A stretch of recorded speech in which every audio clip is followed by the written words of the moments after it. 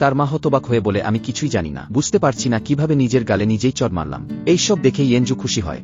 তখন লিংজা বলে তুমি কি ভাবছো আমি জানি না যে তুমি মাউন্টেন থেকে এই সব চাল শিখে এসেছো, কিন্তু মনে রেখো যতদিন আমি আছি ততদিনে তুমি চ্যাংশুকে কিছুই করতে পারবে না। ইয়েনজু তখন মনে মনে ভাবে মনে হচ্ছে এরা সবাই চ্যাংশুর শত্রু, আর এরাও ওকে মারতে চায়। তখন সে বলে আমি দেরিতে এসেছি তাতে কি হয়েছে, লাইনে তো থাকতেই পারি। এই কথা শুনে লিংজা রেগে যায়। তখন তার বাবা চিৎকার করে বলে ইয়েনজু তুমি এখনই তোমার বোনের কাছে ক্ষমা চাও। তখন ইয়েনজু বলে আমি কখনোই ক্ষমা চাইব না। তখনই আমরা দেখি সেখানে চ্যাংশুর মা এসেছে, আর তাকে দেখে লিংজা খুশি হয়ে যায় আর বলে আন্টি আপনি এখানে কি করছেন। তখন ইয়েনজু তার ম্যাজিক্যাল পাওয়ার দিয়ে লিংজাকে নিচে ফেলে দেয়। তারপর ইয়েনজুর সামনে এসে তাকে হ্যালো বলে। তখন চ্যাংশুর মা তার গার্ডদের আদেশ দেয় এই মেয়েটাকে এখান থেকে নিয়ে চলো। এরপর চ্যাংশুর মা ইয়েনজুকে নিয়ে একটা রেস্টুরেন্টে যায়। সেখানে বসে সে বলে আমি চ্যাংশুর মা, এই বলে সে তাকে একটা কার্ড দিয়ে বলে এখানে 10 মিলিয়ন রয়েছে। তখন ইয়েনজু মনে মনে ভাবে আচ্ছা তাহলে এটাই চ্যাংশুর মা, সে আমাকে টাকা দিতে চাচ্ছে যাতে আমি চ্যাংশুকে না মারি। এরপর সে মৃদু হেসে বলে আপনি তো খুব সুন্দরী একজন মহিলা, তবে দুঃখিত আমি আপনার কথা মানতে পারছি না।